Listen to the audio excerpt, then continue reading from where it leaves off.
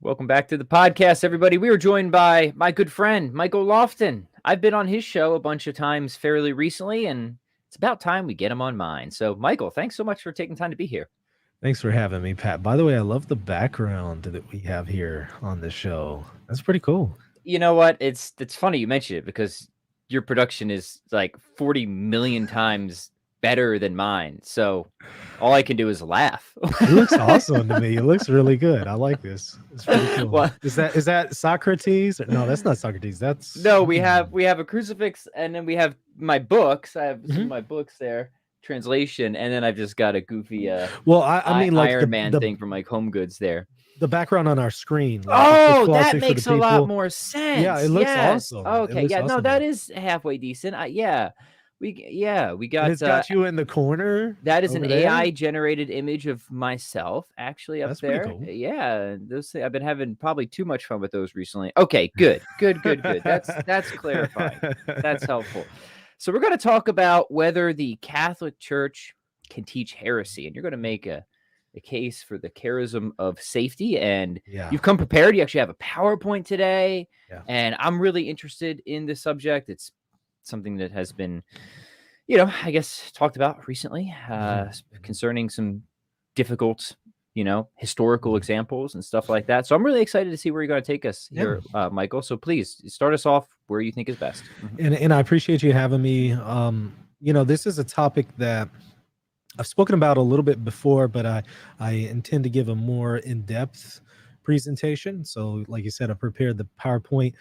However, I only was able to prepare the PowerPoint in the last hour, so I kind of had to throw it all together. I will eventually have a more thorough treatment of this, much more in-depth, perhaps in a book format. But this will at least, prime the pump and get the ball rolling by having this PowerPoint slide. So we really love primers here. Yeah, we do it all the time. All right, so let me share my screen here.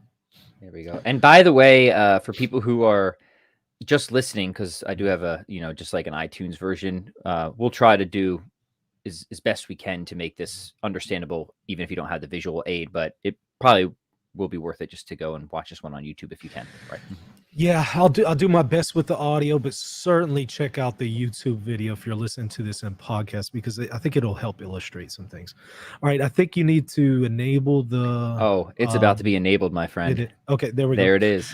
All right, so the title of the presentation is, Can the Magisterium Teach Heresy? There are some who are saying, yes, it can.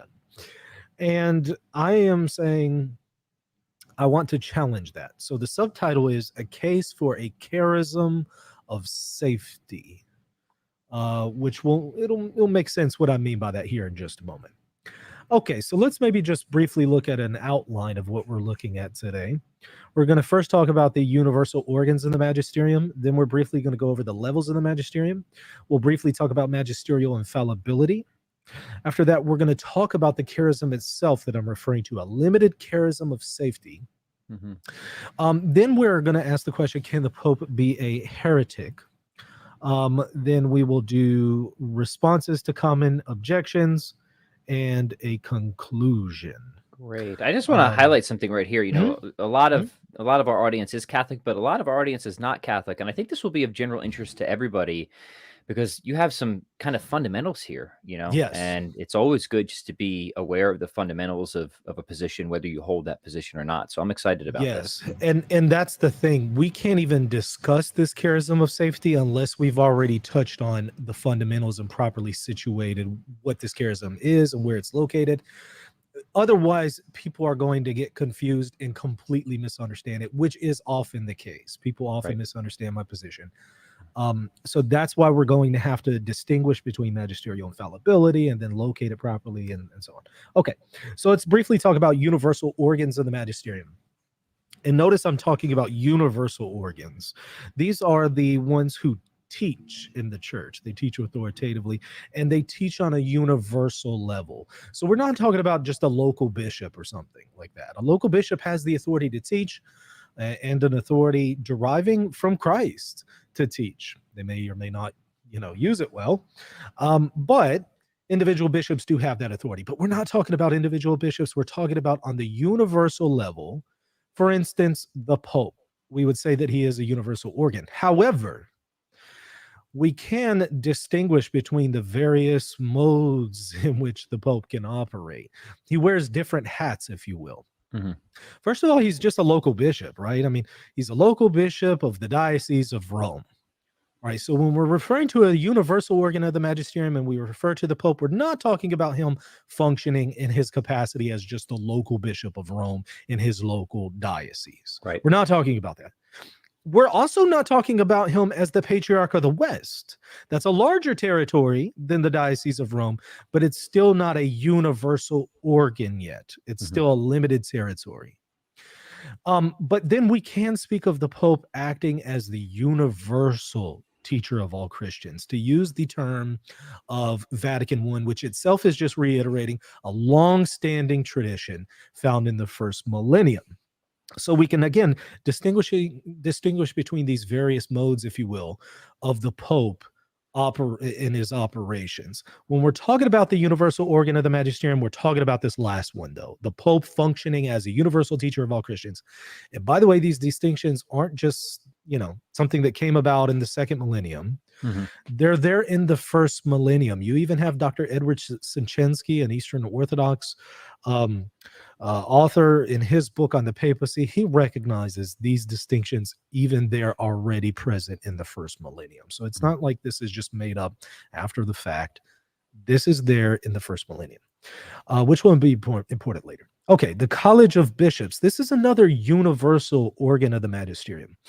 Well, the College of Bishops is going to be the collection of all of the bishops throughout the world who obviously they have apostolic succession, so they have an authority to teach, but it's them collectively together in union with the Bishop of Rome.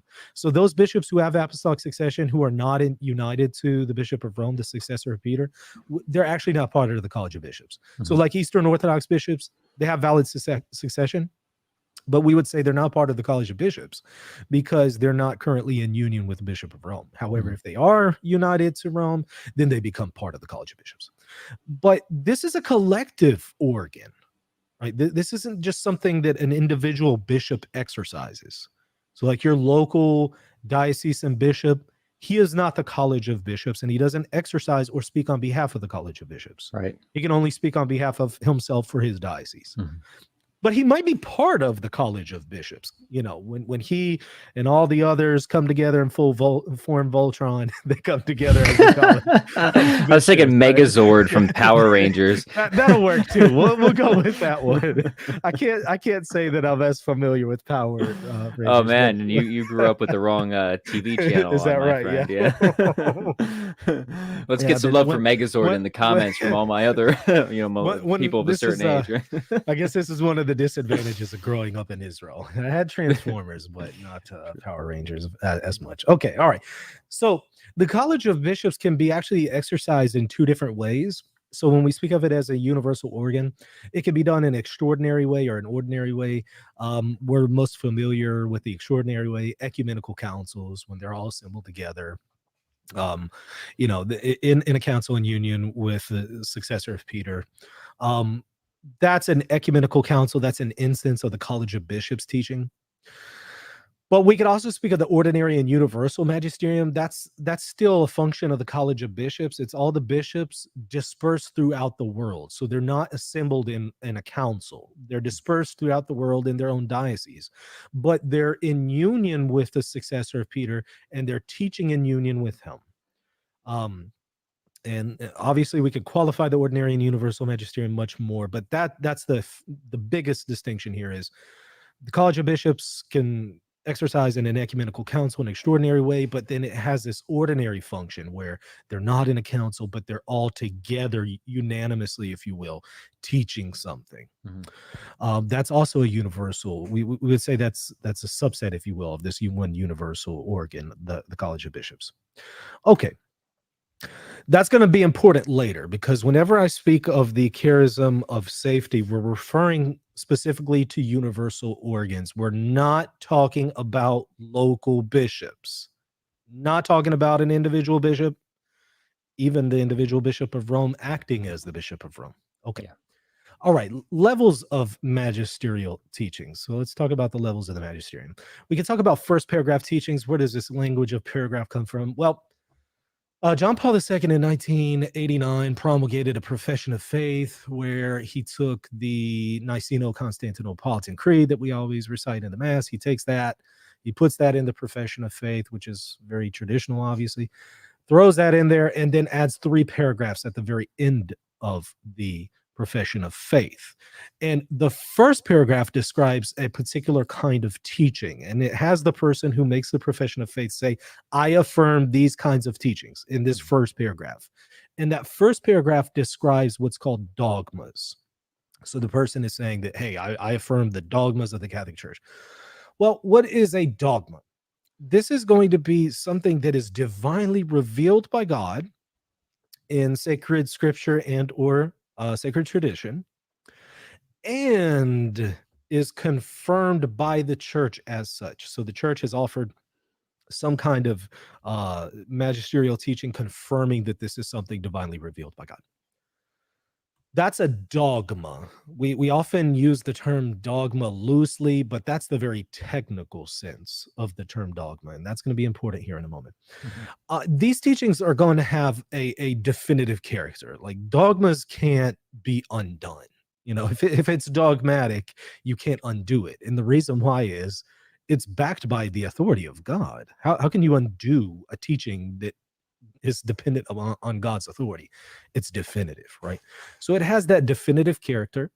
Obviously, they're infallible. If they're definitive, they're infallible. And here they're infallible because it rests on the authority of God, who cannot err.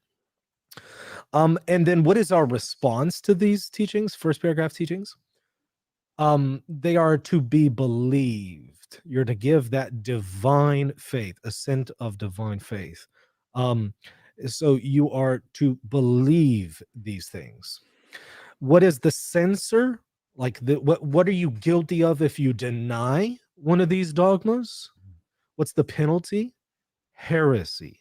Okay, so when we speak of heresy, we often define it as, you just said something that I don't like or I disagree with, you know. We use the term heresy very loosely. Indeed. I think that sounds wrong. It's heretical. That's not what heresy means. Heresy, at least in the technical way that we tend to use it these days, because in the early church it had a much looser definition. The way we use it technically today is it refers specifically to a denial of a dogma. That's heretical. That's going to be important whenever I end up defining what this charism of safety is. But we have to then distinguish it between second and third paragraph teachings.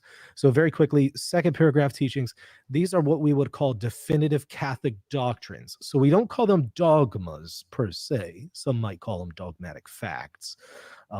But the best use of the term would be definitive Catholic doctrines. These are something that are necessarily related to something taught in divine revelation. So they're not, as in the case of dogmas, divinely revealed by God and then confirmed by the church as something divinely revealed. But rather, God has not divinely revealed them yet. They are something that the church teaches that are necessary to teach and necessary to adhere to because they are logically or historically related to something that has been divinely revealed. So that if you were to deny one of these teachings, you would inevitably end up having to deny a dogma.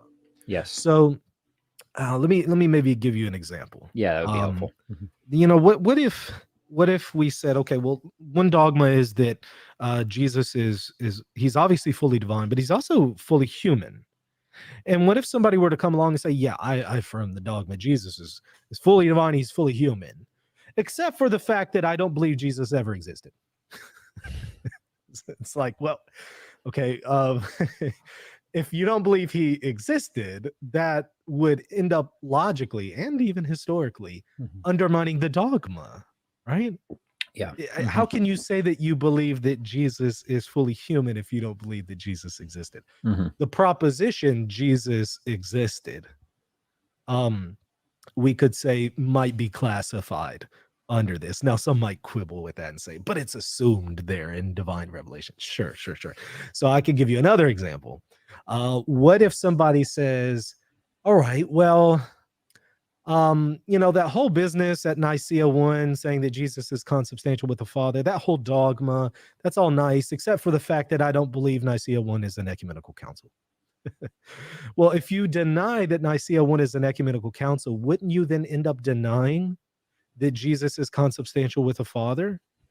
You would inevitably end up denying that dogma, or at least you would deny that proposition as dogmatic, because it all rests and hinges on, well, was Nicaea 1 ecumenical or not? Right. So you can't uphold the dogma if you're undercutting what it's resting on. And that in virtue of which it is a dogma. Exactly, which is, well, Nicaea 1 is an ecumenical council that definitively taught this. So, right.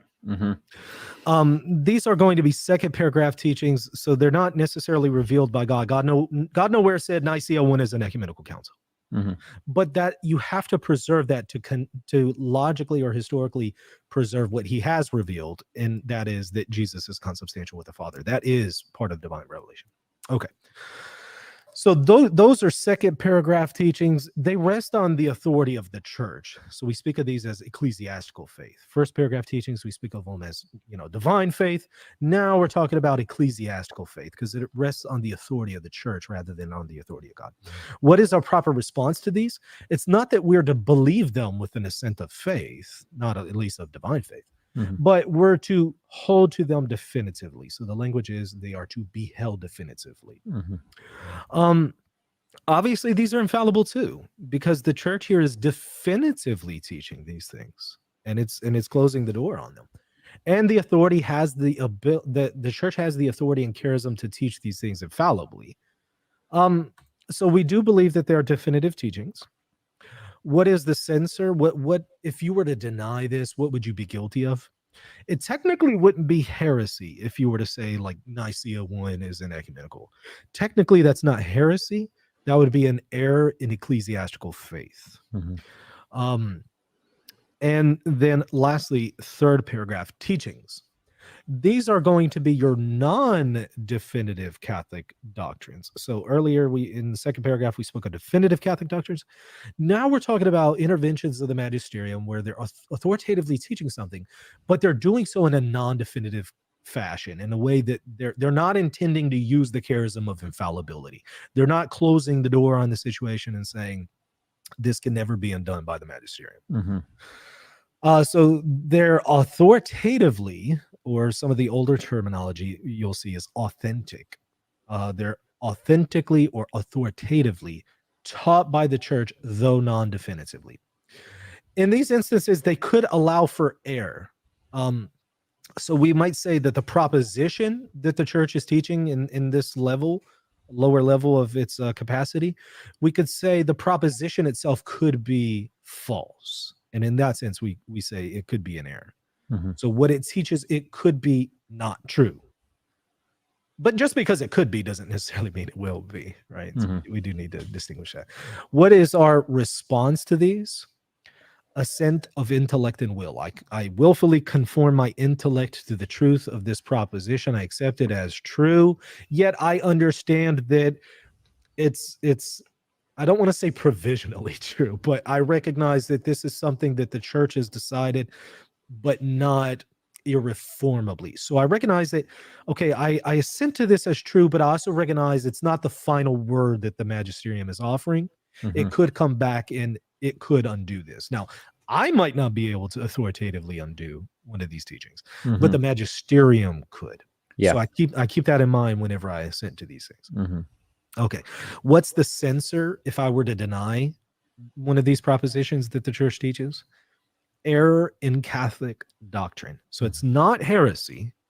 It's not an error in ecclesiastical faith. It's an error in Catholic doctrine. Okay. Now, let's talk about, let's see, the church teaching infallibility, magisterial infallibility. I should have changed that from levels of magisterium to magisterial infallibility. Like I said, I literally got done doing this. That's okay. This actually seconds looks really before. great for how quickly it was put together. Far better than any PowerPoint I could have dashed up last minute. Yeah. Papal infallibility. I want to speak about magisterial infallibility to distinguish it from how I'm going to define this charism in next. Sure. Magisterial infallibility, we could speak of papal infallibility. So the Pope teaching something infallibly, we're very familiar with this one. This is your ex cathedra teachings from, the Vatican I speaks about in Pastor Eternus. This is when the Pope speaks as universal teacher. And notice that he's not speaking as just the local bishop of Rome. He's not just speaking as the patriarch of the West. He's not wearing one of those hats. He put on the third hat there, the one that says he's speaking as the universal teacher of all Christians. He's functioning in that capacity. If I own a company, I could be the CEO one day. The next day I could be just answering the phones, right? Mm-hmm. Or I could be scrubbing the toilets, So, a person who owns a company might do multiple things. Yeah. So same way the Pope can function in multiple ways here. Okay. But he's also teaching on a matter of faith and morals, not like on a matter of science or something.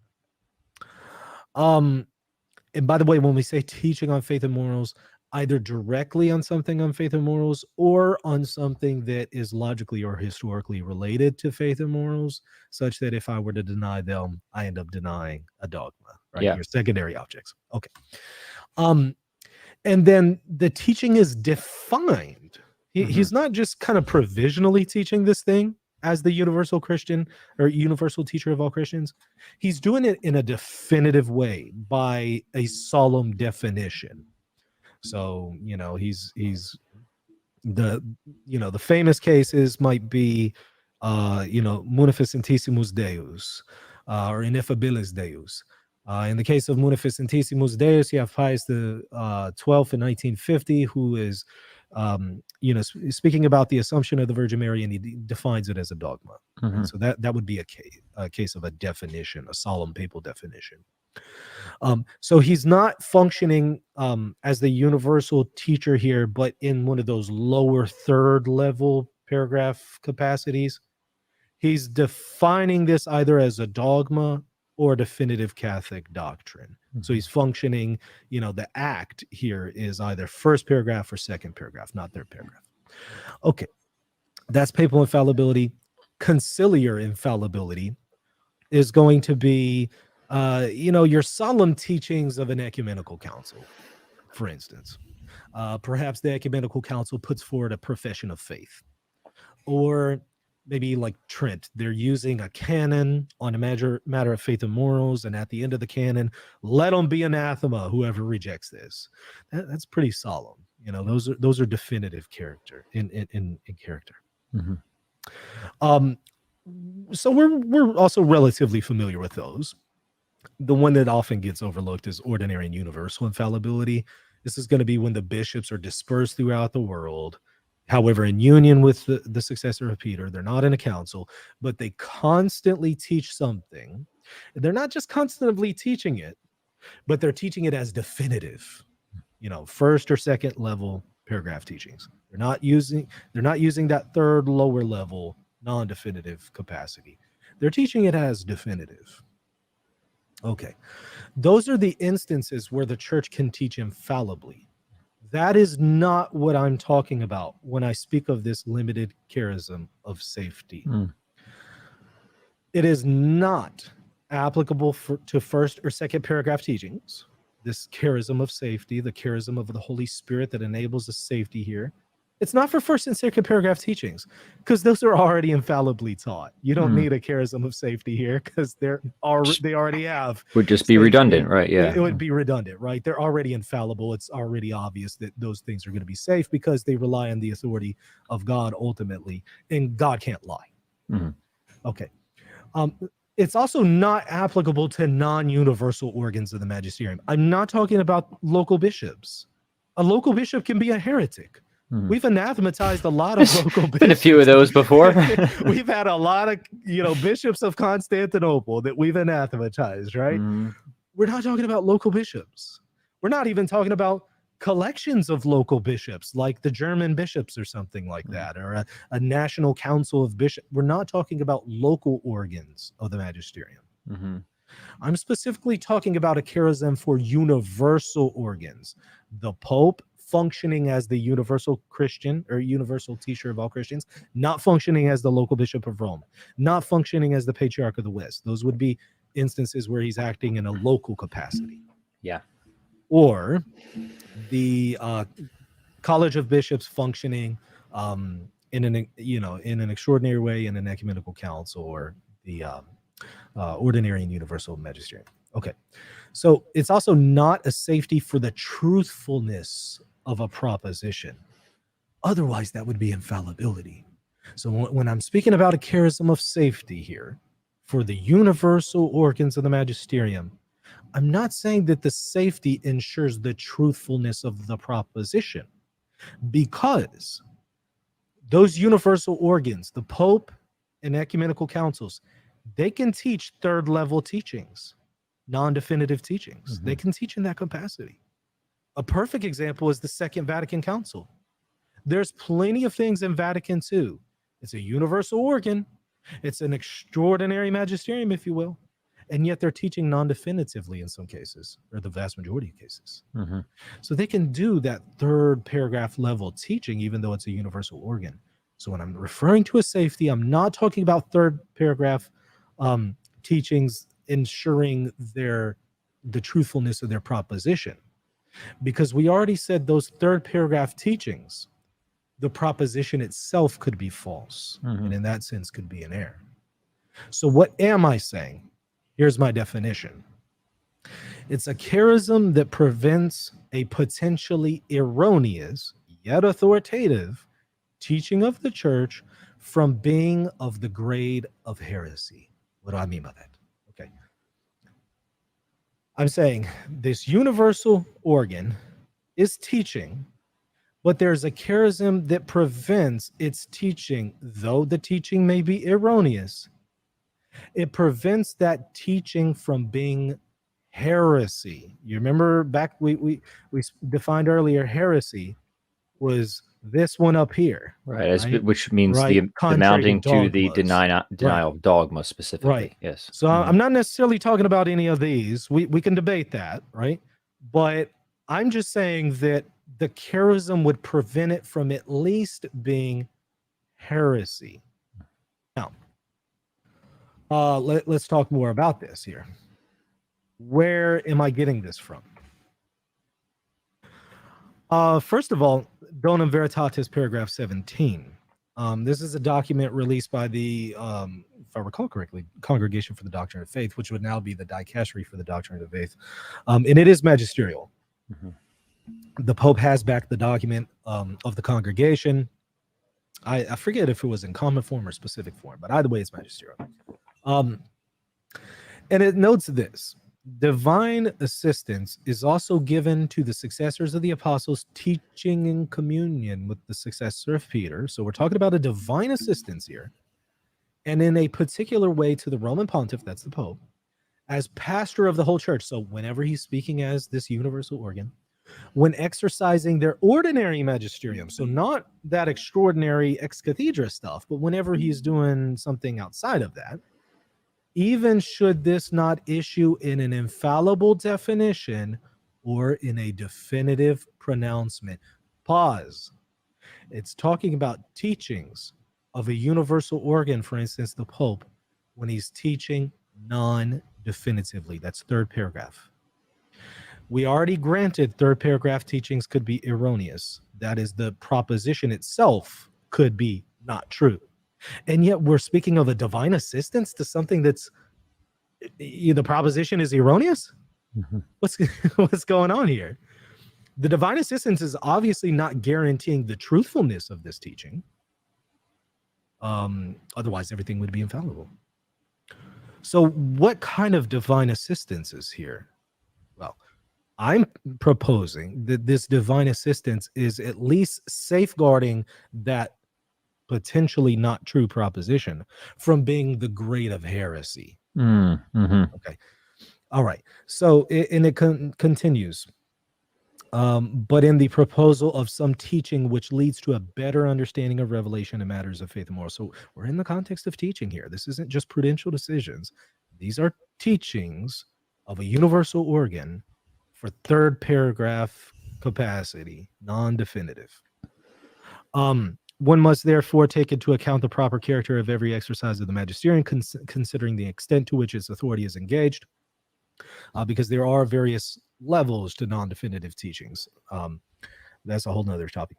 But it is also to be borne in mind that all acts of the magisterium derive from the same source, that is from Christ, who desires that his people walk in the entire truth. My question then is, how is Christ backing heresy? I think that there might be some difficulty there. For this same reason, magisterial decisions and matters of discipline. So now we've shifted from talking about teachings to now we're talking about just matters of discipline, even if they are not guaranteed by a charism of infallibility, are not without divine assistance, and call for the adherence of the faithful. Now think about that for a moment. But what are you getting from that, Pat? Yeah, I mean, so first off, this always has made a ton of sense to me on this level of teaching, because you're essentially saying, like, look, God is going to protect his church even on these non-infallible matters from like putting you in a really bad spot, right? Yeah. Right. Yeah. Doesn't mean it's going to guide you to definitive truth, but it will not guide you to an outright spiritually dangerous position, right? Well, and like that seems totally something that we should expect, right? Totally something we should expect. Yeah. You said it wouldn't be something dangerous. Now, if you were to assent to heresy, would that be dangerous to your soul? So yes. yeah, it would be, especially potentially if you have full knowledge and full consent. Yeah, right? I was going to outline those conditions there, right? So, maybe I have some sort of ignorance that protects me or shields me from some of it, but generally, yes. So yeah. But somebody might say, oh, well, it hasn't been defined by the church. Okay, well, even prior to Nicaea 1, prior to the definition of Jesus being consubstantial with the Father, would it have been dangerous to your soul to say that Jesus is not consubstantial with the Father and he's a created substance? Yes, it would have been. There's a lot of implications bound up with that, for sure. Yeah. So what I'm saying is, this divine assistance is saying that, even though there may be some lower grade errors in the non-definitive teachings of the church, they will never be of the level of heresy or of a level such that if you were to assent to it, it would destroy your soul. Right. It wouldn't be of that level. Right. So you don't have to really worry about it too much. Right. Not too much. Like, let me maybe give an example. Somebody might nitpick this example, but I can give others. But it's debated whether or not Jesus gave the Eucharist to Judas on the night in which he was betrayed at the Last Supper. That's a debated topic. Some say yes, he did. Some say he did not. Okay. What if it turns out that it's true that Jesus gave the Eucharist to Judas? What if it's true? But before we find out that that's true, somehow, I don't know how we find out, but somehow we find out. Before that, though, a pope teaches, as the universal Christian of all teachers, however, non-definitively, he teaches that Jesus did not give Judas the Eucharist. If I had accepted that proposition at the moment, I accepted an erroneous proposition. However, did that destroy my soul somehow? No. It wouldn't be somehow equivalent to me embracing that Jesus isn't consubstantial with the Father prior to Nicaea 1. Right. It doesn't carry those same implications. There's obviously grades to error here. Yes. There are some errors that are harmful to your soul, and there are some errors that aren't harmful. If 2 + 2 = 5, not necessarily harmful to your soul, unless I don't know, unless you're like sending a man to the moon, you might need to make sure your calculations are right. But in that case, it destroys your body, I guess, not your soul. But you get what I'm saying, right? There are some errors that may or may not have as severe consequences as some others. Yep. Okay. Yeah, totally. So it's speaking about a divine assistance for a universal organ for non-definitive teachings when they're not exercising infallibility or definitions or teaching something definitively. It matters of teachings. And then it even says this also applies to disciplines, whereas there's not an infallibility to that discipline. The discipline could be reversed. Maybe the discipline is imprudent. However, it would not be such that it somehow, destroys their soul if they were to adhere to this and obey this discipline. It still has a divine assistance. So for these disciplines, I speak of an infallible safety to these disciplines, and for these teachings, I speak of a charism of safety. In either way, the church is not allowing you to embrace something that is destructive to your soul. How much do you think this relates, of course, to the virtue of faith and trust itself? As far as adhering to this proposition that I'm submitting, Yeah, or like as qua virtue, right? Mhm. It seems like your position Mhm. would be more conducive to that. Whereas if you give up Mhm. your position, it'd be easier to be less Yeah. trusting, right? You I see, mean, right? if you're under the impression that the Pope is or an ecumenical council are teaching you something that's destructive to your souls and failing to guard the deposit of faith and are imposing universal disciplines that if you accept them, it destroys your soul. I can imagine that you would no longer trust the church. At I can least not, imagine you would. on a lot of things. Yeah. Well, eventually, I think you would eventually get to the point that you would start looking elsewhere. Who would want to stick around for that kind of an abusive parent? Yeah. Yeah. Yeah. Of Um, course. You're right. Right. Right. Right. Right. so yeah, I think you're onto something there. Now, obviously, did it ever explicitly say a charism of safety? No, but it is talking about a divine assistance for non-definitive teachings of universal organs of the magisterium. So I'm saying it's implied in what is being spoken of here. It's Yeah. implied. Mhm. I don't know what else it could be referring to, because it's clearly not a divine assistance that secures the truthfulness of the proposition. Yeah. Otherwise, all teachings would be infallible. And, Mhm. and that's absurd, right? And We that's know not not right. Yeah. all teachings are infallible. Okay. More evidence. Donum Veritatis 24. When it comes to the question of interventions in the prudential order, so we're now talking about disciplines again, it could happen that some magisterial documents might not be free from all deficiencies. In other words, there could be some problems with them. You could have some reversals here in discipline due to perhaps deficiencies. Bishops and their advisors have not always taken into immediate consideration every aspect or the entire complexity of a question. Ain't that the truth? But it would be contrary to the truth, if proceeding from some particular cases, one were to conclude that the church's magisterium can habitually be mistaken in its prudential judgments, or that it does not enjoy divine assistance. There goes that term again. Divine assistance in the integral or the whole exercise of its mission. Now, one component of its mission is to teach, and it is also able to teach non-definitively. So we have a divine assistance here for teachings and also disciplines. What could that divine assistance be? It can't be the irreformability of a teaching, and it can't be the irreformability of a discipline, because we've already conceded some of these disciplines might have some deficiencies. But we've also already conceded some of these teachings could be reversed and could be erroneous. So what other kind of divine assistance can there be other than the Holy Spirit is at least protecting these mistakes of the church from being something that is destructive to our souls? Right. And I would certainly say that's, at least when it comes to teachings, the grade of heresy, because I think if you embrace heresy, it's destructive to your soul. Okay. It goes on. In fact, the theologian who cannot pursue his discipline well without a certain competence in history is aware of the filtering which occurs with the passage of time. This is not to be understood in the sense of a relativization of the tenets of the faith. The theologian knows that some judgments of the magisterium could be justified at the time in which they were made, because while the pronouncements contain true assertions or others which were not sure, both types were inextricably connected. Only time has permitted discernment, and after deeper study, the attainment of true doctrinal progress. So it's just talking about how over time we could realize that there are some deficiencies in some of the things that we've expressed either in our teachings or our decisions. Okay. More evidence. This is coming from John Paul II's general audience on Wednesday, the March 24th, 1993. We don't hear a whole lot about this one for obvious reasons. It comes from a general audience, but I do think that we need to think more about what he says here. Notice what he says. Alongside of this infallibility of ex cathedra definitions. So he's talking about things other than papal infallibility. outside of papal infallibility, alongside of them, there is a charism of assistance of the Holy Spirit granted to Peter and his successors, those are the popes, so that they do not err in matters of faith and morals, and instead give good illumination to the Christian people. Now, let's stop there.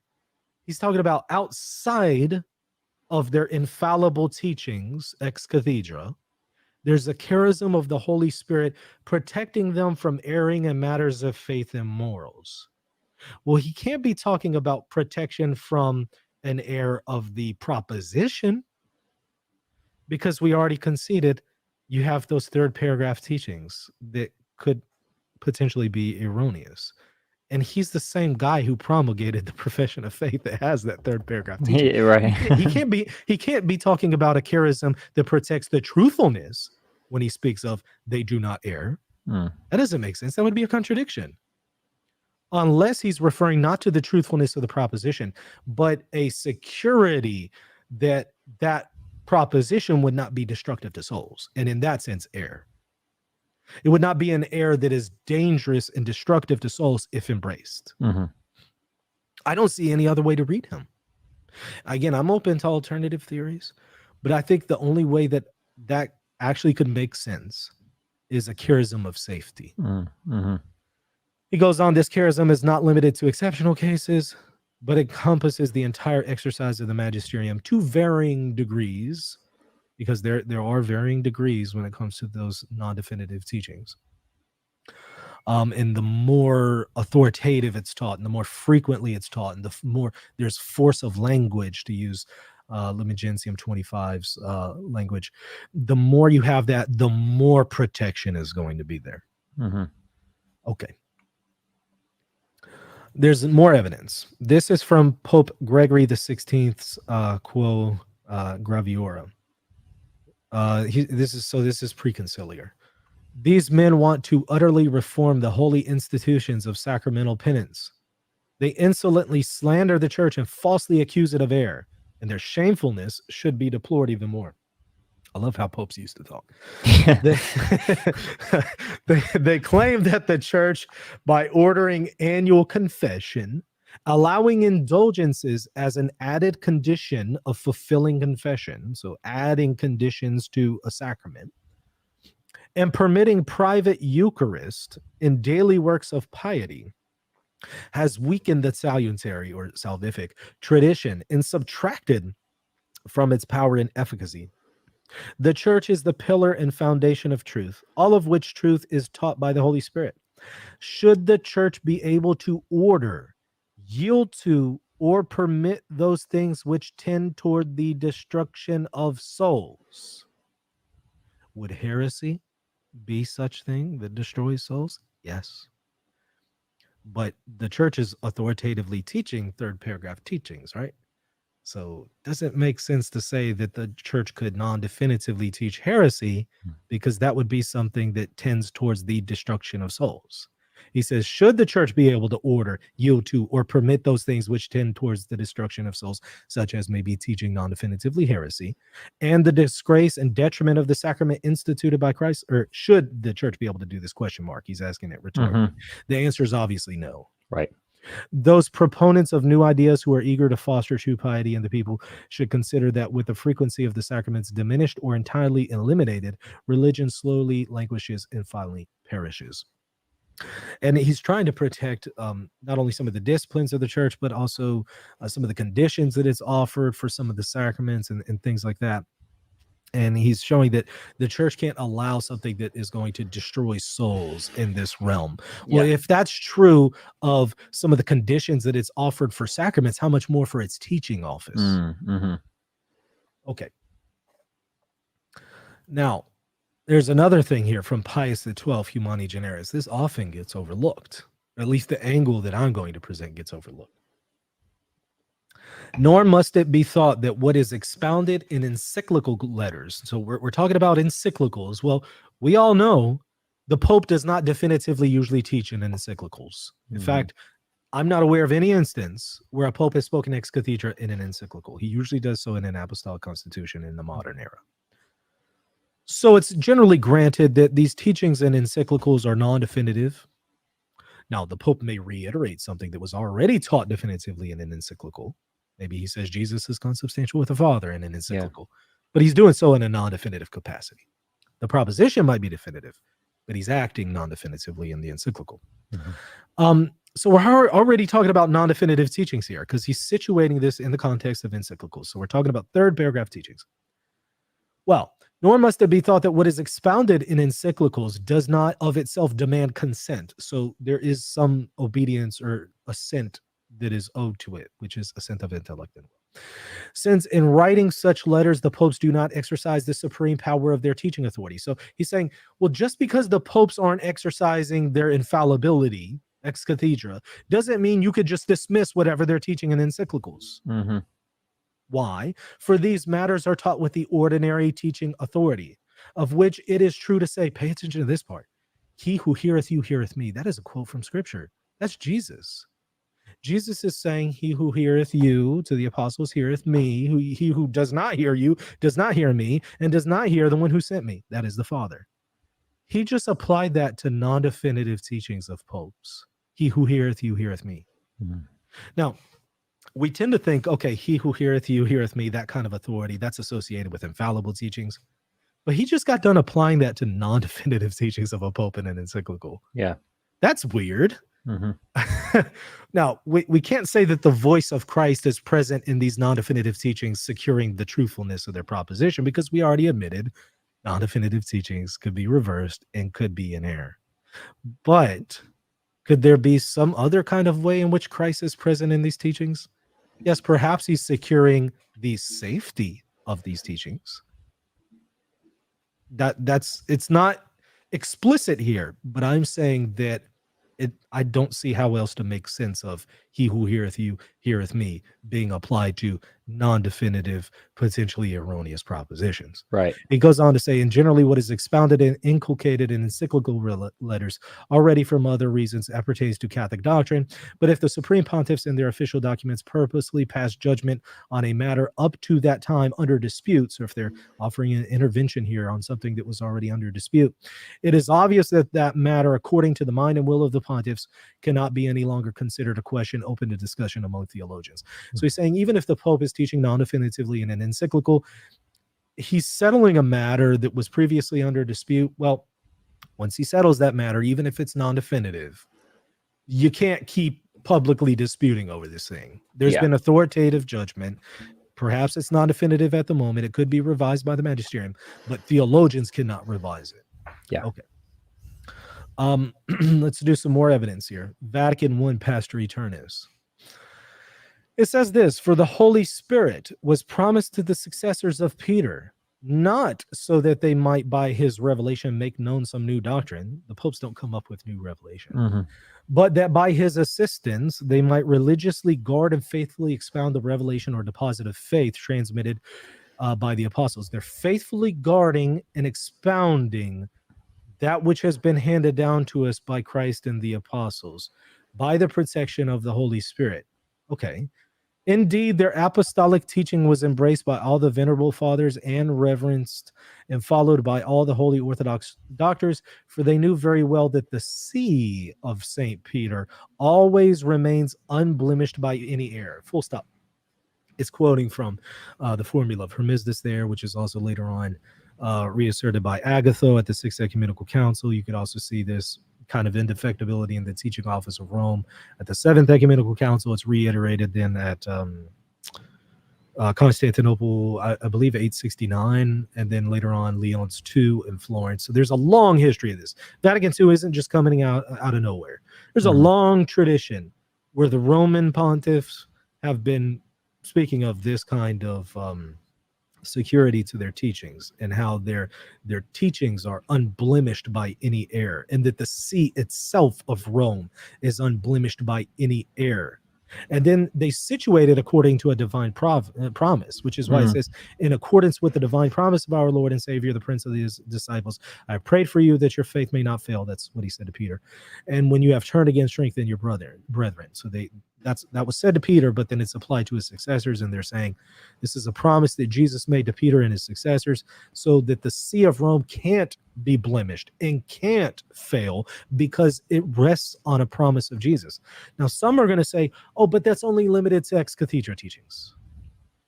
But I'm sorry, it's saying the see itself is unblemished by any error. Now, the see itself does have non-definitive teachings. Those are acts of the Holy See.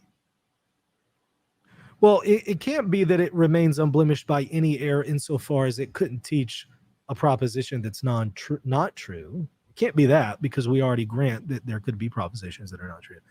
But what it is referring to is a blemish of an error that would somehow be destructive to souls. Again, I think that it's implied here. Otherwise, I want to say, how is it that you believe that the see itself remains unblemished by any error if you think that the Pope can teach heresy, or an ecumenical council can teach heresy, as long as it's non-definitive? Third paragraph. That doesn't make a whole lot of sense of this data. I think we have to redefine our terms. We have to also redefine the church's infectibility so severely to make it work. Yes. And I just think that it becomes a stretch. I think that's the unnatural reading of these things. Yeah, like what would be the type of error that would be a real blemish is sort of what you're getting at here, right? Yeah. So now we can go to a couple secondary sources, and then I'm going to wrap it up. This is from Monsignor Van Noort's Dogmatic Theology, Volume 2, Christ Church. This is also page 114 through 115. He says this: the church's infallibility extends to the general discipline of the church. That's weird. Infallibility for disciplines. This proposition is theologically certain, which means there's a consensus among the theologians. That's what that theological note means, theologically certain. By the way, the contrary of that would be an error in theology. So to oppose what he's saying here, he is going to suggest is an error in theology. That's important later. By the term general discipline of the church are meant those ecclesiastical laws passed for the universal church, for the direction of Christian worship and Christian living. He's not talking about disciplines on a local level. Obviously, a bishop in his local diocese could implement a really bad discipline. A pope for his own local diocese could also implement a really bad discipline. He's talking about universally promulgated disciplines. And he's speaking of an infallibility for universally promulgated disciplines, but it's not what you think. He says, although it may be rash to cast aspersions on the timeliness of a law, critics of Traditionis Custodes may want to pay attention to that part, especially at the very moment when the church imposes or expressly reaffirms it. Again, critics of Traditionis may want to consider that. Still, the church does not claim to be infallible in issuing a decree of practical judgment. But wait, he just said that these things are infallible, and now he's saying in a sense they're not infallible. For the church's rulers were never promised the highest degree of prudence. So in other words, there could be some prudential problems with these disciplines for the conduct of affairs, but the church is infallible in issuing a doctrinal decree as intimated above, and to such an extent that it can never sanction a universal law which would be at odds with faith or morality, or would be by its very nature conducive to the injury of souls. What is he saying? This infallibility of the discipline doesn't guarantee that it is the most prudent. It doesn't even guarantee the mutability of it, as we're going to see here in a moment. But at least it guarantees that it would never sanction something that is against faith and morals or injures souls. And he's talking about disciplines here. If that's true of disciplines, how much more does that pertain to teachings, specifically non-definitive teachings? It applies that much more, because teachings are more authoritative than disciplines. He goes on. The church's infallibility in disciplinary matters, when understood in this way, harmonizes beautifully with the mutability or even universal laws. So he's granting these disciplines could be reversed. For a law, even though it be thoroughly consonant with revealed truth, can, given a change in circumstance, become less timely or even useless, so that prudence may dictate its application or modification. There could be cases where a discipline is prudent in that situation, but it's not prudent over here. You can think here of the revision of the death penalty as one example I would submit. Mm-hmm. So I want to say that what he's referring to here as a theologian that he is submitting is generally agreed upon by the theologians of his day as theologically certain, is the infallibility of disciplines insofar as their safety, and infallible safety, not immutability of the discipline, and not saying that it's the most prudent, but at least it would be safe as far as it won't destroy faith and morals or injure souls. Yeah. Again, if that's true of disciplines, how much more true would there be this charism of safety for non-definitive teachings? Now, this is coming from Saliveri, Joachim Saliveri, in his work, the Summa Theologiae Sacrae. I did not have time to type it all out, so I just took a couple snapshots. That's fine. That works. So he says this, and he's quoting from Franzelin, also a preconciliar manualist. And by the way, Saliveri is a preconciliar manualist. And I'm only just giving a couple examples. I gave you Nort. I'm about to give Saliveri quoting Franzelin, but there's plenty of others that I could give. He says, concerning the matter we are now dealing with, said Franzelin, the magisterium acts with the authority of governing given to it by God, not, however, with its total intensity, so to speak, nor ultimately by defining some truth, but to the extent it might seem to be necessary or opportune or sufficient to protect the doctrine.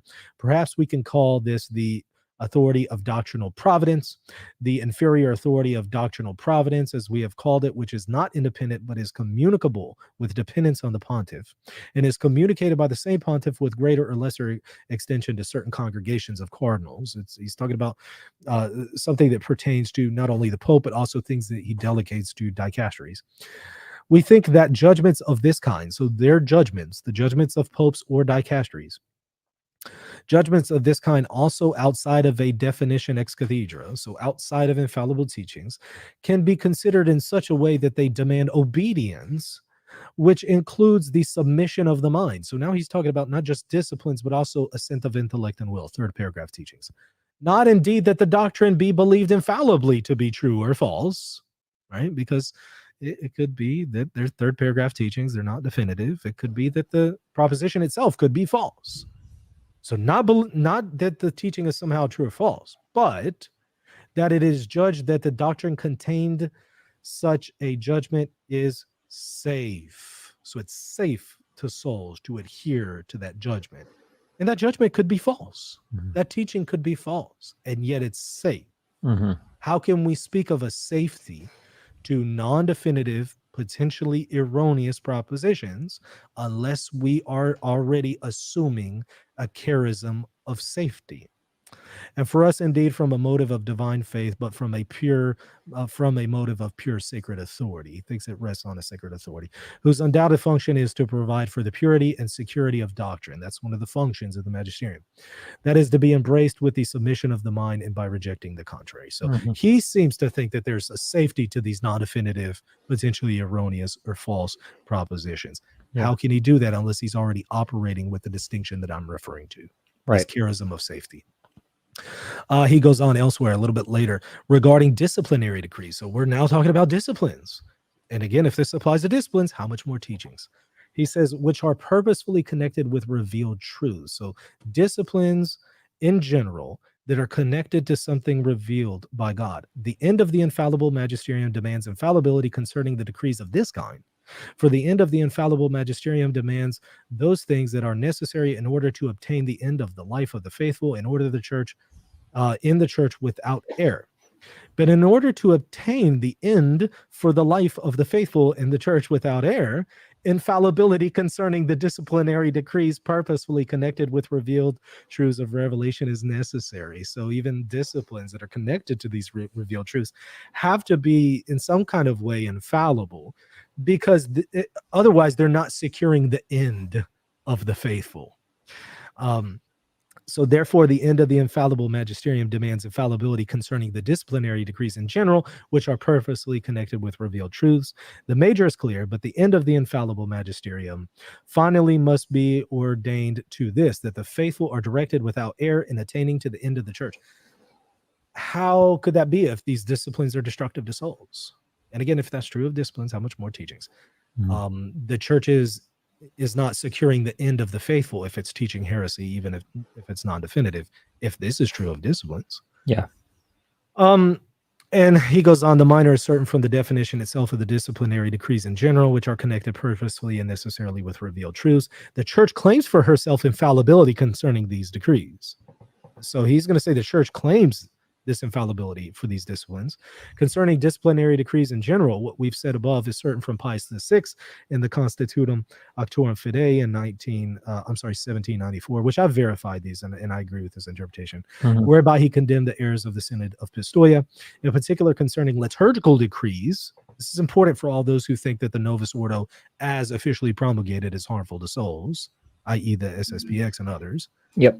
It says, in particular concerning liturgical decrees, that the church claims for itself infallibility is certain from the law of Eucharistic communion under just one species, which was solemnly mandated by the councils of Constance and Trent. It's apostolic. It is the practice of Jesus and the apostles to administer communion under both kinds. And yet the church at the Council of Constance said the laity are going to receive under only one kind for certain reasons. How can the church do that unless it's universally promulgated liturgical disciplines have some kind of infallibility to them? Because some were writing against the church saying, you guys are not giving both species to the faithful. Well, that's departing from apostolic and divine tradition and practices. And the response of the church is to say, but we're protected with a safety here in our liturgical disciplines that are universally promulgated. So it can't be that we're allowing for a discipline that is harmful to souls. Yeah. The same point can be abundantly confirmed from other decrees, which the Council of Trent solemnly confirmed, the rites and ceremonies which must be used in the administration of the sacraments and in the celebration of the Mass. Again, if this is true of disciplines, how much more non-definitive teachings? Right. Last one here. Well, I'm sorry. No, we're moving on to wrapping it up into responses to common objections. So what are some common objections people are going to offer to what I've presented here that I hear stereotypically? I'm going to respond to those. Well, we often hear, Pope John the 22nd, 1300s. I forget exactly his years, but he taught, contrary to the teaching of the church, or at least our current teaching, that whenever someone dies, if one of the saints die, that they see God in the beatific vision, they experience God in heaven. Well, he taught contrary to that. He said, no, when the saints die, they don't immediately see God in the beatific vision. They're only going to see him in the beatific vision after the general resurrection, but they don't currently see him in the beatific vision. Well, that's not true. And later on, right after his pontificate, it was defined as a dogma. So people want to say, well, he taught heresy here, right? So if the Pope is teaching heresy, doesn't that undermine what I just said, where the Pope as a universal organ could not teach heresy? Not so fast. This is coming from the Catholic Encyclopedia. Let's actually read about the situation. In the last year of John's pontificate, there arose a dogmatic conflict about the beatific vision, which was brought on by himself and which his enemies made use to discredit him. Before his elevation to the Holy See, he had written a work on this question in which he stated that the souls of the blessed departed do not see God until after the last judgment. He wrote this prior to him being Pope. But after becoming Pope, he advanced the same teaching in his sermons. So as a Pope, he's preaching something that is going to be later, right after his pontificate, declared to be a dogma. Therefore, he's teaching heresy prior to its dogmatic definition. However, is something that is heretical prior to its dogmatic definition in some cases harmful to souls? It could be. In the case of the Immaculate Conception, I would say no, because even Aquinas rejected that. However, in the case of Jesus being consubstantial with the Father, I would say yes. So, but it goes on to say, in this, he met with strong opposition, Many theologians who adhered to the usual opinion that the blessed departed did see God before the resurrection of the body and the last judgment, even calling his view heretical. A great commotion was aroused in the University of Paris, where the general of the minorities and the Dominicans tried to disseminate the Pope's views. Pope John wrote to the King Philip IV on the matter. Notice, and he emphasized the fact that as long as the Holy See had not given a decision, the theologians enjoyed perfect freedom in the matter. Notice that he's already saying these theologians are able to disagree with me because the Holy See has not offered a judgment on this yet. Now that's interesting. Okay. I'll more on that, but pay attention to that. In December 1333, the theologians at Paris, after a consultation on the question, decided in favor of the doctrine that the souls of the blessed departed saw God immediately after death or after their complete purification. At the same time, they pointed out that the Pope had given no decision on this question, but only advanced his personal opinion, and now petitioned the Pope to confirm their decision. John appointed a commission at Avignon to study the writings of the fathers and to discuss further the disputed questions. In a consistory held on the 3rd of January, 1334, the Pope explicitly declared that he had never meant to teach aught contrary to the Holy Scripture or the rule of faith, and in fact had not intended to give any decision whatever. Before his death, he withdrew his former opinion and declared his belief that souls departed from their bodies and joined in heaven the beatific vision. What does all that mean? He himself, both during the controversy and at the end of the controversy, admits he had never intended to teach this in his magisterium, either definitively or non-definitively. He never intended to teach this at all as Pope. Some may say, but he was preaching in his sermons. Yes. When you preach in your sermons, especially in this day and age, that is not teaching as the universal Christian or universal teacher to all Christians. That's teaching as a local bishop. Yeah. Right. And I already said that this charism of safety applies only to when he's acting as a universal organ. Yep. He's admitting, even during the controversy, prior to making the decision, he has been saying all along, he has not been acting as this universal organ. He's not even acting as an authentic teacher at all, or at least on a universal level. He's just simply teaching this as a private opinion in some of his sermons. Mm-hmm. Well, this means that this charism of safety that I'm referring to that applies to a universal organ doesn't apply here because he wasn't functioning in that capacity. Yeah. So the case of John the 22nd doesn't work. It is not a clear counterexample, right? Yeah. It's not a counterexample at all because I've already accounted for that in my definition. Now, what about the case of Pope Honorius? This is going to be another one people are going to bring up. Oh, Pope yes. Honorius Yes. is, you know, he's declared a heretic. He taught monothelitism. Not so fast. Not so fast. I did a whole debate with myself on Pope Honorius, by the way. I put it on my channel where I debated myself. I literally went back and forth, switching between two cameras. That's amazing. That's amazing. I put forth one view. I switched to another camera. I counter it. I switched back to the other camera and I respond to it. I wish I had the energy for that. But the funny thing is, this is what I already do just theologically in my mind. Oh, we all do it all the time. We all do that, right? I'm sure you do that with philosophy. Well, I just put that in a camera format. That's great. And I went over the case of Pope Honorius for about 40 minutes doing that back and forth. So maybe go and watch that if you want more. But here's the skinny of it. You know, Pope Honorius is accused of teaching monothelitism in some of his letters to Patriarch Sergius.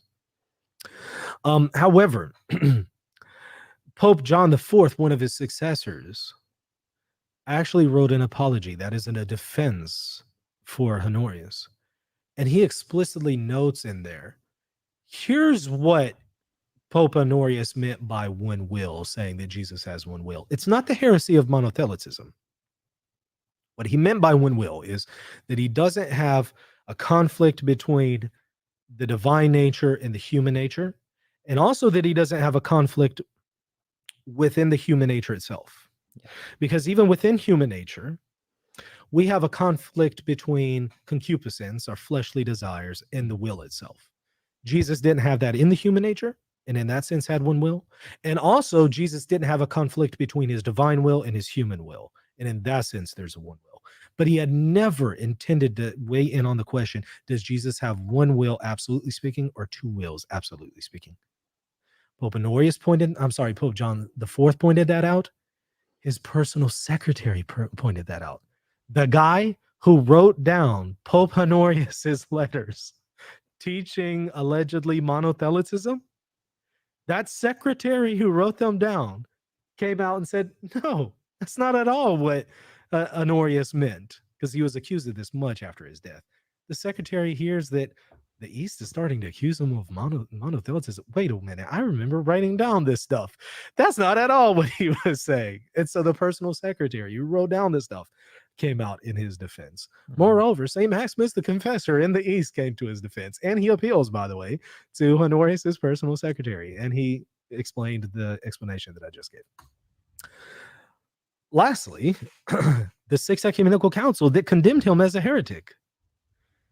What we don't realize often is in a previous session, they had already accepted Pope Agatho's letter to the emperor that not only taught Roman indefectibility in its teaching office, i.e. papal infallibility, but also Agatho in the letter says all of his predecessors, all of them have been undefiled. And all of them, that promise of Jesus that his faith will not fail to Peter and his successors, that applies to all of my predecessors who have kept the faith. Now that's weird. One of his predecessors is Honorius. Now the council reads that letter, accepts Roman indefectibility in its teaching office, and accepts his comments about his predecessors, which would include Honorius. And they write back to the, Agatho praising him. This thing is divinely inspired, to use their words. They just think it's the bee's knees. They agree with it. They're all on board. They don't come back and say, no, this is heresy. They don't do any of that. And yet just a few sessions later, they condemn Honorius as a heretic. Now, how can that be? On the one hand, they're saying Honorius is undefiled. And in another session, they're saying he's a heretic. Either they contradicted himself, or they're making a distinction between Honorius acting as the Pope and Honorius as a private individual. It's my theory, and it's a conjecture because they don't explicitly state, but I think it's the only reasonable conjecture, unless you just want to say that they contradicted themselves. Mm-hmm. It's my conjecture that when they condemn him as a heretic, they're condemning him as teaching as a private person. Whereas whenever they consent to him being undefiled, they're consenting to in his capacity as Pope. They're making that distinction between a private theologian teaching heresy versus a Pope teaching heresy in his office. Sure. So I don't think that this works. I don't think that he was teaching as Pope heresy, and I don't think you can appoint to the council, because you would then have to suggest that the council is contradicting itself. Now, I do think that the council made an error in fact, because it seems to be factually the case that he didn't even teach heresy as a private individual. That's not even what he meant by monothelitism to begin with. But we already know that an ecumenical council is not guaranteed to be infallible in matters of fact per se. And yeah, so that's consistent with your view. Your view that you just outlined is not the views, say, that Ed Fazer just articulated on his blog, for example. No, right? And correct me if I'm wrong. Does Fazer engage John IV and Honorius' secretary? I do not recall. Yeah, I don't think so. But I gave his blog. I tried. I wanted to spend more time reading it because I know this Honorius would come up on this podcast. So I just gave it a quick skim before the podcast. So I shouldn't say too many things just because I wasn't exceptionally thorough. Sure. But, yeah. But I would, that's the challenge that I would offer. That's the pushback that I would offer. Moreover, I would also say that Honorius was being consulted as the Patriarch of the West, not necessarily as the universal Christian of universal teacher of all Christians. Yeah. So I could make that distinction, but I could also say that I think that the council just made a factual mistake. And so that conjecture that I also made would still account, would still allow for my theory. Otherwise, I just have to say that they completely contradicted themselves. And I don't see that happening. Now, Is it harmful for souls for the church to say that a pope could teach heresy as a private theologian? No, it's not. That actually would not be harmful to souls. So I think my theory here still stands, even in spite of the case of Pope Honorius. Much more can be said there. I could go on and on and on about Honorius. There are instances in the early church where it's admitted that the Pope could be judged in the case of heresy. We have canons circulating in the early church. One of our ecumenical councils has a canon, Canon 21 of 869 to 870 in Constantinople, refers to not rashly judging the Pope, but it does admit, effectively in cases of heresy, there could be a judgment. However, it's in the context of a later pope judging a predecessor pope, not a current sitting pope being judged by the rest of the church. But might it be granted that the pope could be judged for heresy? Yes. Does that mean he's teaching heresy in his teaching office? No. It could be that he's being judged for heresy for privately teaching heresy, right? Because what if you're a pope on an interview, in an airplane, doing one of those interviews? You might not be teaching as the pope, but you could utter publicly a heresy, right? Could the pope be judged for that? We might say yes. Does that somehow defile his teaching office? No. Does that somehow dismiss the charism of safety that I'm referring to? No, because I already located it, not in his capacity as a private individual, but in his teaching office. So even in that case, that doesn't go contrary to my definition for the charism of safety. So in conclusion, it's obvious this charism that I just outlined is very qualified, right? It's very, very nuanced. I grant that. But some things in theology are. I mean, frankly, if you're going to be a Christian who adheres to the Council of Chalcedon and its Christology, you got to be very qualified, especially if you're going to accept the later ecumenical councils teaching diotheletism stuff. You got to be really nuanced in your Christology, right? So just because it's qualified doesn't mean it's not true. Yeah. Also, there haven't been any instances to disprove it. Not yet. That doesn't prove what I'm saying is true, but it does say that it hasn't been disproven either. At least in my mind, I haven't seen it. It is implied also in the Magisterium. I grant that none of those things that we just saw in the Magisterium explicitly outline this charism of safety, just like outline it, just, make it directly clear. But I want to say it's implied, and in some cases necessarily implied. I do believe that the theory builds on the work of preconciliar manualists, as I've attempted to demonstrate. And I will say that the Magisterium, I hope, will make this more explicit as occasions create the need. It's often the case that interventions of the Magisterium usually only come after there's some kind of error that's being presented. We assemble Nicaea I, or we assemble these ecumenical councils to respond to a previous error, Honorius or Nestorius or somebody like that. It's usually the error that comes first, and then the Magisterium comes and clarifies itself more. Yep. It makes it more explicit.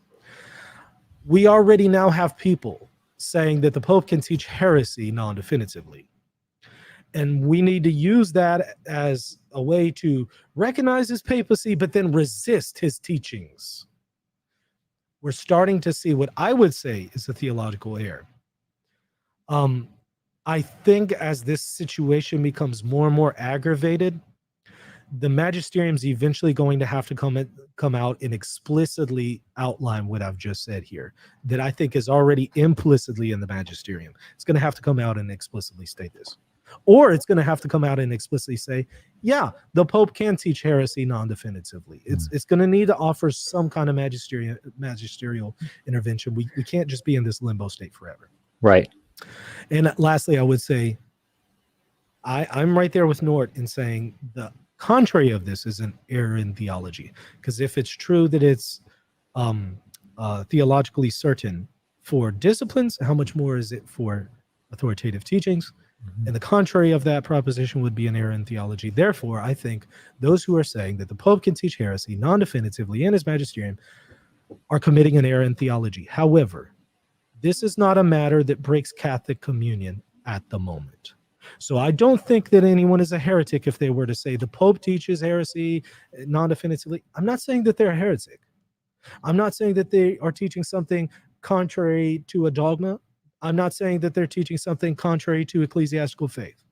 But I am saying it's an error in theology, in my estimation. Hopefully, the magisterium will come out and weigh in on who's right on this issue one day. But in the meantime, it does not break Catholic communion. So any theologian who's saying differently than what I'm saying, I'm happy to accept them as a Catholic in good standing. I think you could still be in good standing and have an error in theology at the moment. What if the magisterium comes out and says what I just said about the charism of safety and makes it a dogma? They will no longer be in good standing if they continue to promote that at that time. But at this moment, I believe that they're in good standing. So everything I've presented here is not like some kind of deal breaker. We need to go out and have a witch hunt against these people. They're heretic. That's not what I'm saying. But I am arguing as a theologian that I think that this is an error in theology. Yeah. Okay. Well, that is my presentation. Wow. Excellent, Michael. Really great stuff. And again, I love all the fundamentals that you covered. And I had a number of questions starting out, but you actually addressed them as we moved along. So especially I wanted to make sure, we tried to, the best way to kind of test a theory to confirm it or disconfirm it is to look for those clear counterexamples. And of course, Honorius is your classic one. So working through that one, I think is important. And you've got a really good account there. Do you have time to take some questions from the audience here? Yeah, Great. Go ahead. Let's do it. All right. So gentle listeners, if you want to I see there's stuff here and we'll work through, as much as we can before Michael has to go. Go ahead and hit the chat box now. All right. This one is not entirely related, but we'll get Michael's thoughts on it anyways. Although this channel focuses on philosophy, would you ever consider a short series about proofs of God to proofs of a Catholic God, if not done already? Michael, what are your thoughts on that? I think that would be awesome. First of all, I have to say that what you're doing in just addressing theism kind of more generally, at least insofar as what I've seen, it's already a great service to the church because we don't have enough people doing that. And I always recommend your channel. But yeah, hey, it would be helpful. How do we then also reason our way to Christianity? Because I grant that we can reason our way to just some form of theism, but what do we do there? Why don't we accept maybe Hinduism, or why don't we accept maybe Islam? How do we arrive at the Christian God? Can we arrive at the Christian God by natural reason? That would be worth exploring. Yeah. And I would mostly just reiterate the path that I took, right? I assumed a sort of broad philosophical theism, but one with particular restrictions. For me, divine simplicity was a big commitment.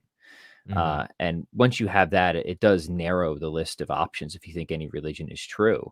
But it doesn't narrow it completely. I mean, you mentioned Hinduism. There are Hindus out there who really affirm a sort of very robust monotheism. So I don't think you can make a philosophical proof from, once you have classical theism to Catholicism. I think you need to usher a more cumulative case. It certainly opens up the possibility, and you might even have philosophical reasons for thinking that revelation is probable or necessary. And then I think you have to stage that cumulative case and look at other evidences and confirmatory factors and stuff like that. I don't think that there's any one single, certainly metaphysical argument that's going to bridge that gap. And that isn't how I moved either. Yeah. Very helpful. Yeah. Let's, all right, now back to Michael's wheelhouse. MK Vine says, are there more infallible statements than the Immaculate Conception and Assumption of Mary? What's the consensus on that? Yeah, there are. I think it's Saliveri who identifies maybe like 37 in just the period between Nicaea 1 and 787, if I'm not mistaken. So in the first millennium. Now, you do have some theologians who try to limit papal infallibility to 2 instances. That's a very novel interpretation and position that usually came in I should say reaction to, or in a way to accommodate Protestants, it seems. The less instances of papal infallibility we have, the less barriers we have for these ecumenical dialogues. I don't think that that's a tenable position. When you say, is there a consensus? Not necessarily among theologians. However, I don't think that you have to have one. I don't think that necessarily the purpose of the magisterium somehow rests on that, as I've noted elsewhere. But it would be helpful if we could end up getting a list, an authoritative list from the Holy See. However, I don't think you necessarily have that. All you have to have is, number one, just look at the 3 criteria of past returnists. Has to be on a matter of faith and morals. The Pope is teaching as universal teacher to all Christians, and it has to be defined. Now, first of those 2 are pretty easy to identify. Defining, however, may not always be explicit. Sometimes it could be implicit. So you have to then look at the intentions. Was it the intention of the Pope to settle this thing definitively? You might have to look at the acts of an ecumenical council. If the Pope is offering a definitive intervention at an ecumenical council in conjunction with the bishops, you might have to look at some of the historical things that are going on. If it's just the Pope teaching something infallibly individually, you would have to look and see what the intentions are. But I think that in most instances, we can identify those cases. For example, the Tome of Leo, 449, I think. Pope Leo, it was very clear his intention was to offer a definitive teaching. So that would be one instance of something ex cathedra beyond these 2 definitions.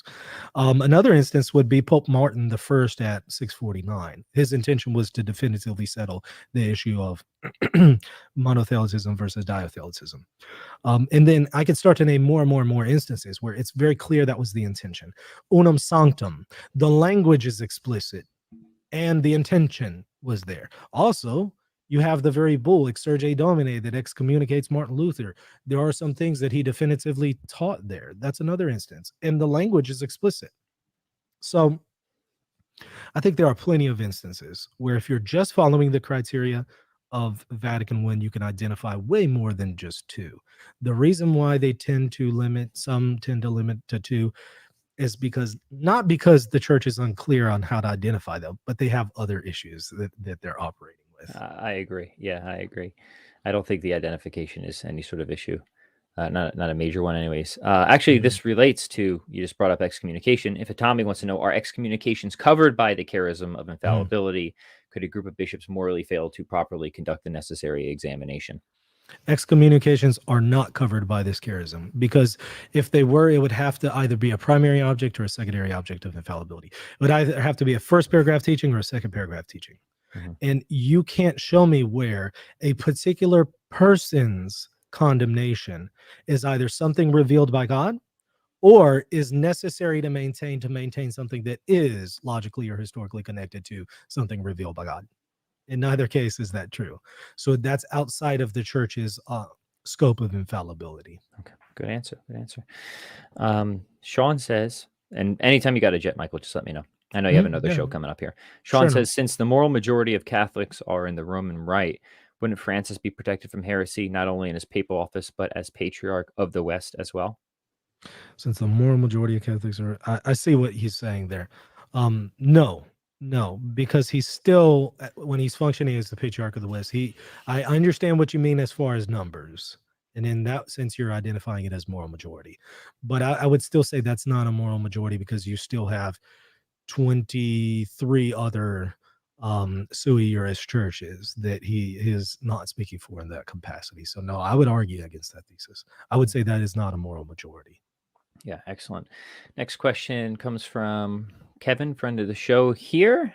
This is a good question. It's one I've tried to think about myself. Kevin says, do y'all see the difference between philosophy and apologetics? Pat, I think you as more of a philosopher, and Michael, I see you more as an apologist. This episode seems to blur the lines between the two. I'm not sure if you would agree or disagree with my characterizations, and I mean no disrespect either way. Certainly no disrespect taken. I think of you as a theologian, actually, Michael. But we both played apologists on TV, so to speak, right? Yeah. My quick thought on this, and I want to get Michael's, is I've always seen myself as a philosopher. That's always what I've done. Most of the issues I work through are obscure issues in metaphysics that have no immediate bearing on apologetics. But philosophy led me to religion and Catholicism, and then as it sort of happened, a lot of my philosophy tended to be useful for apologetics types of questions. And so I was invited to contribute to apologetics places like ones, Mhm. you know, Michael and I both contribute to, Catholic Answers and Word on Fire and all this other stuff. But I've always said my role as an apologetic is extremely limited. I could never do the stuff Michael is doing because, Right. you know, Yeah. we have our respective specializations. And, you know, I think of an apologist in like the sense it is today as somebody whose job it is to kind of do what the primary guys on Catholic Answers do, right? Which is, what are the kind of prominent objections against the Catholic faith that need to be answered? They have to be really good generalists, right, at pivoting and answering and responding to those objections, right? And that's certainly not what I do. I've got my, you know, host of just philosophical questions that keep me plenty occupied. And as my philosophy is apologetically interesting or useful, I'll certainly be happy to offer it up. But I do not see my primary role as being out there serving as an apologist. Now, at the same time, I'm by no means shy about my Catholicism. And I'm always happy to do episodes that tend to blur that distinction, perhaps. But I'd be curious to get your thoughts on the matter now, Michael. What do you think? Did we lose Michael? Did he freeze up? This happened the other day with Gavin, so we'll give him a few minutes here to come back in. But good questions here, guys, so far. If he blips out entirely, then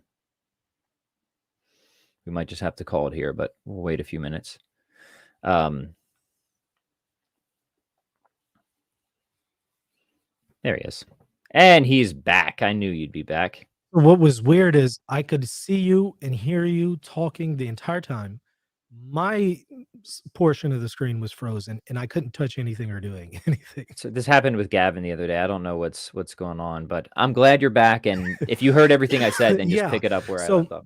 So, I mean, I would see myself first and foremost as a theologian. I'm certainly not a philosopher. I do have a little bit of work that I've done in my master's with philosophy, but nothing like that would warrant an expertise or anything on a level of what you're doing. So I don't see myself as a philosopher.